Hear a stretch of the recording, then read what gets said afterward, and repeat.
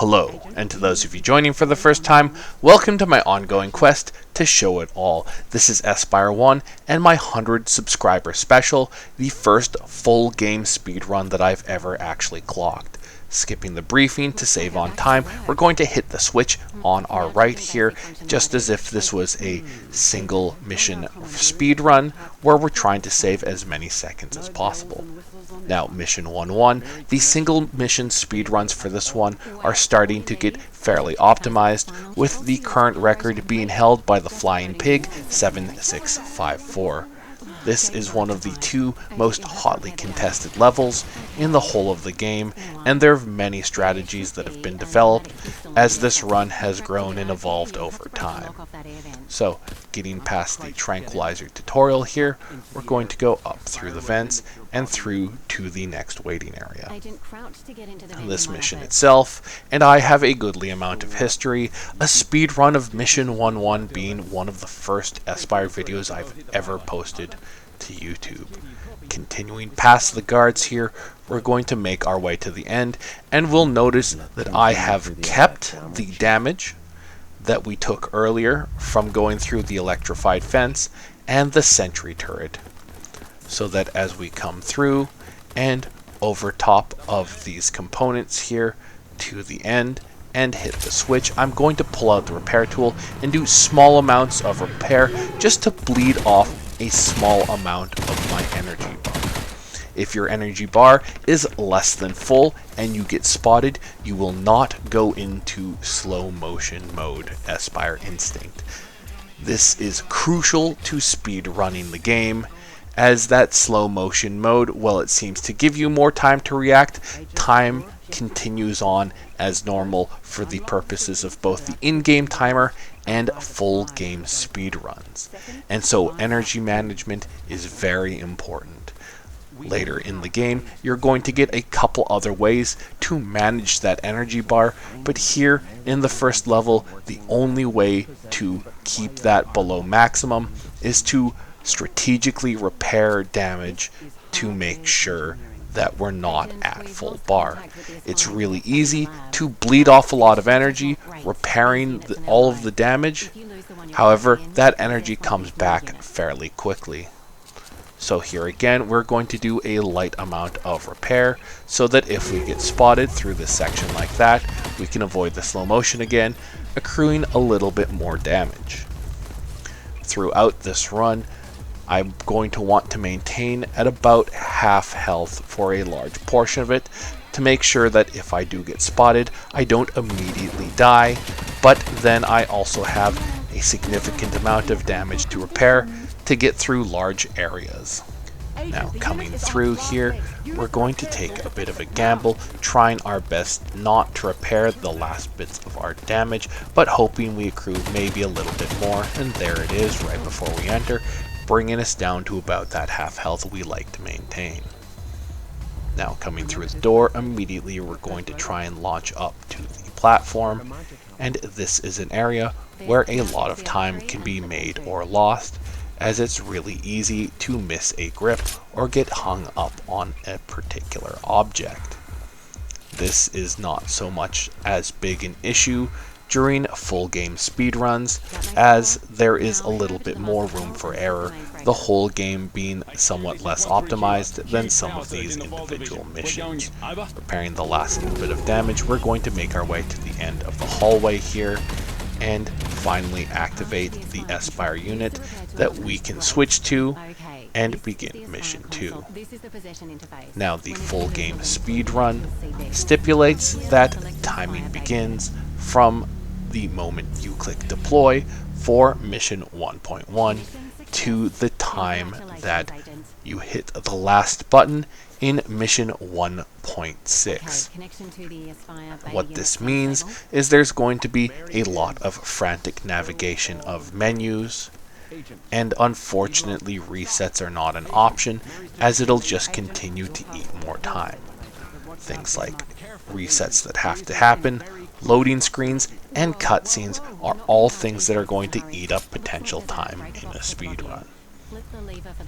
Speaking of, the cutscene that is about to occur is actually bypassable because while your movement is locked through your legs, you're still actually able to grab portions of the wall and make your way along here. So then we're going to duck into the right and make our way towards the Reach next division.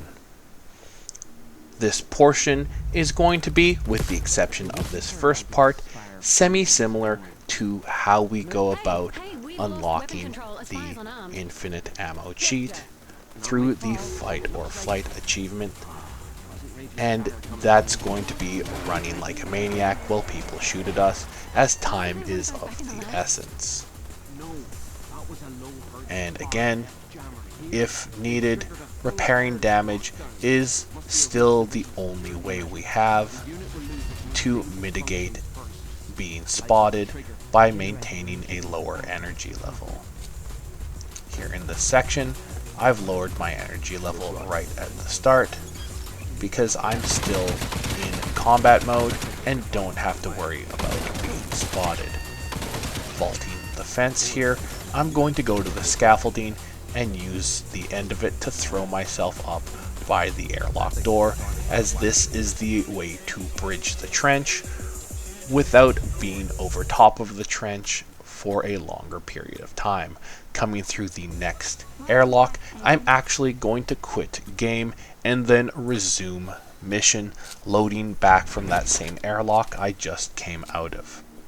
This is what I like to refer to as weapons lock picking, as when the mission begins again, the weapons lock I was under will be deactivated. Where this is advantageous is after I possess the next Espire unit, there's going to be a portion up top where you go through the tutorial for Espire Instinct. If you're still under weapons lock, you're going to have to sit there and wait for weapons lock to expire. Here, however, I can shoot the power unit behind the fan straight away, and then immediately cycle the power, moving on to the switch at the very end of the room, which unfortunately fries the Espire units in the atrium we began in, so we're going to have to run back the old-fashioned way. I find it far easier to go back through the offices under construction section instead of going through the software engineering to the right. Now immediately we can grab part of the airlock and use concentrated bursts of Espire Instinct to control our momentum as we come through. After this, one more section of the Reach Next Division stands between us and the exit, and that is definitely going to be a firefight all the way through. It's going to be really important that I stay on top of this, not only to make sure that I don't run out of health, but one of the disadvantages to picking the soft lock system the way that we did by turning off and on our Espire unit is that the weapons lock will actually re-engage around the corner within the last 60 to 100 feet of this area. The weapons lock is now re-engaged. Fortunately, I've managed to take out the 2 remaining guards and can make it through to this last section. Now back in the mess hall, frantically we are going to drain our energy and run to the right, because we can now go straight to the big red airlock at the end of the level. Here I use both the artificial crouch as well as ducking sideways to try and slip under the door, minimizing the amount of time it has to spend going up and down. This is, however, a bit of a gamble, as you have to account for the fact that if you're using artificial crouch or physically crouching, you will reduce to a walk speed. You'll notice that after the completion of mission 1.2, the game actually ejected us back to the main menu, and we had to select mission 1.3 manually. This is because if this was a brand new run with no existing data, the game at this point would have made us play a couple of the challenge missions to calibrate and brush up on our agent training. However, here we can go straight to the Aspire case box and move on through. I use the door to the right now. This is a recent routing change for me, as it puts me out next to the corner in this hallway here, which I can grab and use to fling myself upwards. After this, I can use a burst of Aspire Instinct to add forward momentum and use up a little bit of my energy so that the guard spotting me there doesn't kick me into slow motion mode. Coming around the corner, we're going for a headshot on this first guard, as only a headshot will immediately neutralize the lightly armored Copperhead guards with the Tranquilizer pistol. Now you can see here, after throwing ourselves upwards, we can use Aspire Instinct and the left thumbstick to change our momentum from moving upwards to moving forwards. Here as well, we use Instinct to accelerate the throw so we can make it most of the way across the room. Aspire Instinct is invaluable when you have a shorter or more restrained area to throw yourself from, as it will help you get the acceleration you need while being able to stay on target. After holding this button, we're going to learn a bit of crucial plot information and then immediately progress to the corner of this upper section and pull ourselves over to be at the next door through. Now, the first left here is going to take us into some cubicles, and through the right, we're going to find this one right here with the key card we need. I pause the game immediately so that I can switch Aspire units to the case box that we unlocked earlier. What this does is it effectively teleports you across the map, so precious seconds don't have to be spent maneuvering around the map and walking the extra distance. You can see that I used Aspire Vision there to bleed off a little bit of energy and scout the locations of the guards.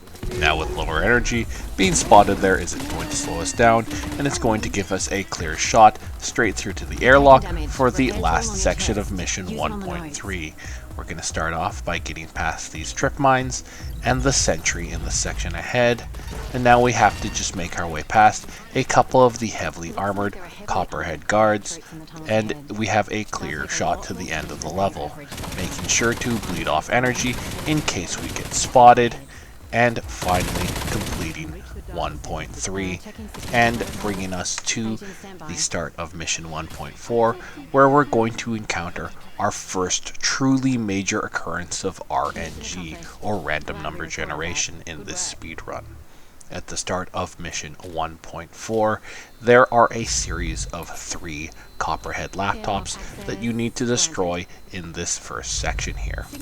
Each laptop has about 3 or 4 different positions it can be in, and being able to assess them quickly and determine a route based on their path is of critical importance.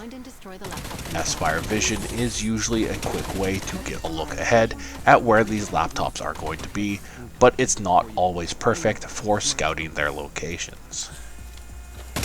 Once they're done, we can use the possession option to possession swap to the Aspire unit between the airlocks, setting us up immediately to load into the next area.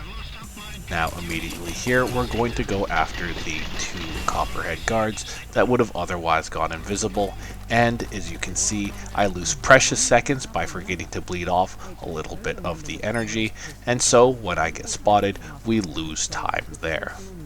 Making sure to open the case box, as we won't be able to progress the mission without it, and finally back into the main hall, which we just came through in 1.3.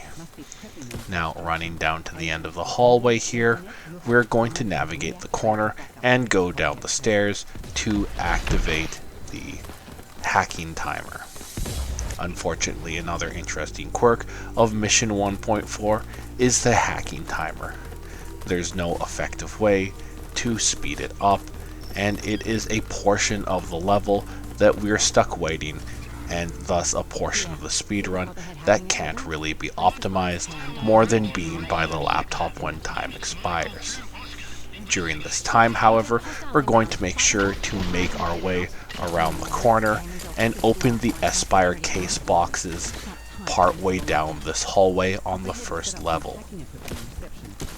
Being able to possession swap to these case boxes later is a crucial part of both the single level speedrun and of course speed running for this level, as it's going to save us about half the map in walking distance in time, and we're not losing any time by going to this case box because of course we're still waiting out the hacking timer. Turning around, we're actually just going to return to the laptop, as there's really at this point not much more value we can do before that timer expires, and we're going to want to be next to the laptop to activate it as soon as the countdown reaches 0. Possession swapping Espire units has become a really prevalent and important part of the speedrunning community as a way to optimize travel while minimizing time taken. It is a very essential part of certain single mission speedruns, such as Mission 1.4 and Mission 1.6, and it's seldom seen in a top time slot without it on speedrun.com.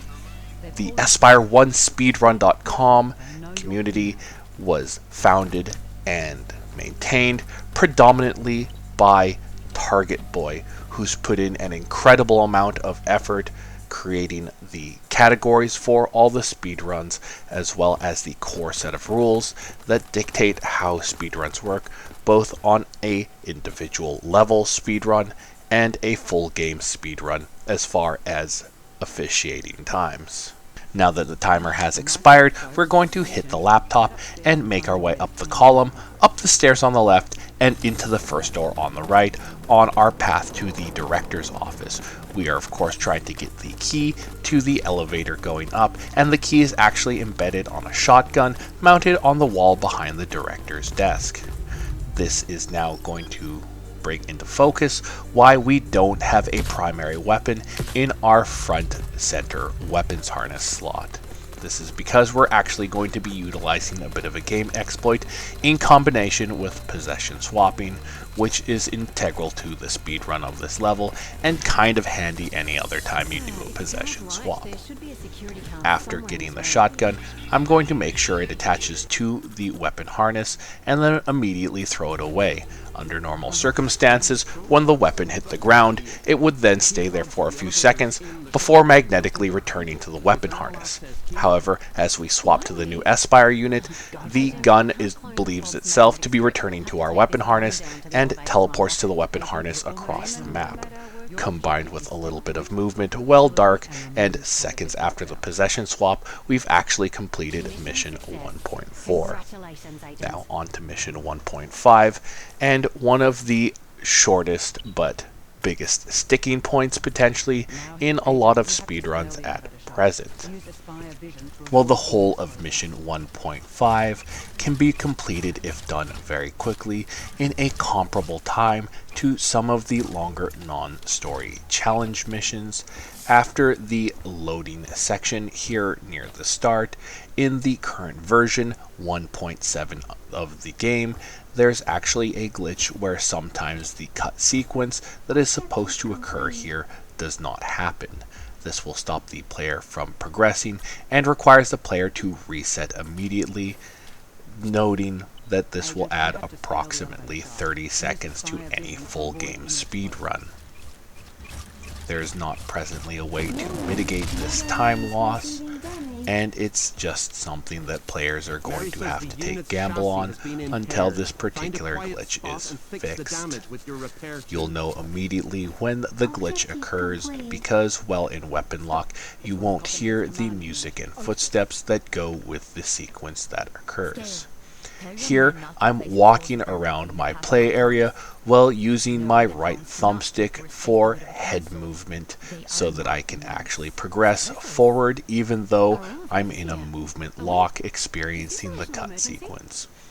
While I can't grab any objects or climb at this time, I can set myself up next to this pillar here on the left so that it saved me about 15 to 20 feet of movement when my movement and grab unlock.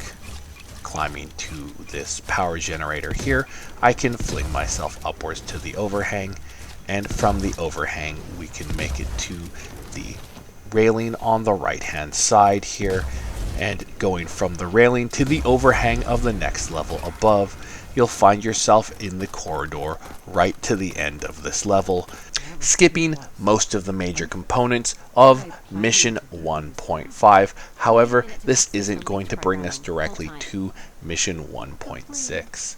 Like previous levels, we're actually getting ejected back to the main menu, where if we were doing a story run without any existing completion, we'd have to do a few of the challenge missions. Instead, we can deploy directly into mission 1.6.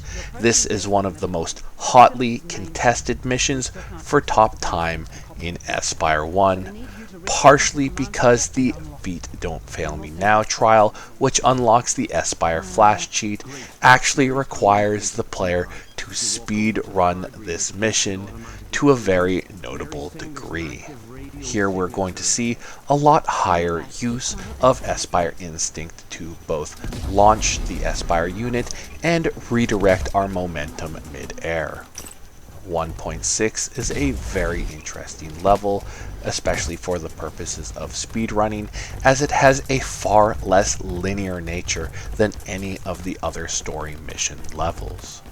There are 3 main objectives we're going to have to complete before we get to the end of the level, and those can be done in any order. Now, normally in story, there's a secret room that opens up after we hit that button. However, we're actually going to ignore it, which is going to allow us to possession swap to an Aspire unit later. Now, the order of these 3 objectives isn't directly set in stone, as different routings can yield different time, and there's still a lot of debate over which one is optimal. Here I've decided to go for the hostage rescue, going through the bottom door and working my way to the top, making very sure that I eliminate at least the very first guard who is monitoring a hostage. Completion of this section of the level actually only requires that we save one of the hostages, and we can lightly pepper the other Copperhead guards with bullets to start their animation. That will kill the hostage, as this is a lot quicker than making sure that we've eliminated the guards. From here, we're going to go to the helicopter to place a hand cam on it so that we can track it once it departs. The hand cams are sadly something that don't have too much place in a full game speedrun, but an interesting mechanic nonetheless, being activated to deploy from your hand when you are using the trigger button when that hand doesn't have any weapons in it. It can be thrown a great distance, but as I was never that great at baseball, I instead use Aspire Instinct to get right up to the helicopter so that I can immediately miss a throw and decide to just place it directly on. Then using the barrels and a little Aspire Instinct, we can quickly make our way around to this door. The pattern of the doors that I use is very specific, as I find the door we entered through gives us the best angle for launching up to the helipad, however sometimes misbehaves when we try and come back through it. Then here we're going down to the right through this last airlock to an optional objective, as we're trying to get the level 3 key card.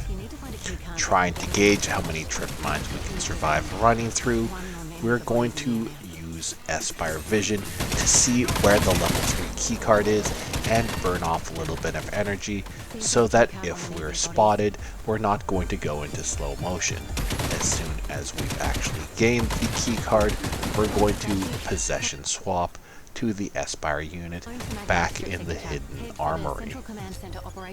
This is a lot quicker, in my opinion, than running all the way back up the stairs and then dealing with that particular airlock and what's typically 1 or 2 heavily armored guards that are behind it.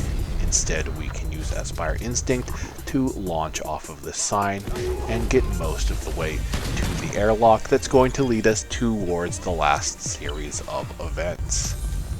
So coming through this airlock and the door on our left, we're going to operate the switch here and unlock the main bridge that leads to what is typically the climactic fight with Scale at the end of the game.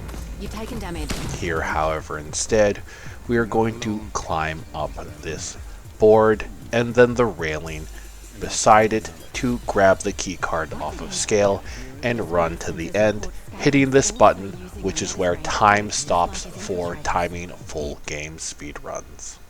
This final time of nearly 25.5 minutes is currently the fastest time for a full game run on speedrun.com for Aspire 1 and an absolute success for the first timed full game run I've ever attempted. I expect that any day now somebody is going to manage to log a time under 25 minutes, and I do look forward to seeing how speedruns of this game grow and progress and continue to push the envelope on how quickly an Aspire agent can finish the whole game. So this is our payload, a counterfeit soldier, a puppet for puppets.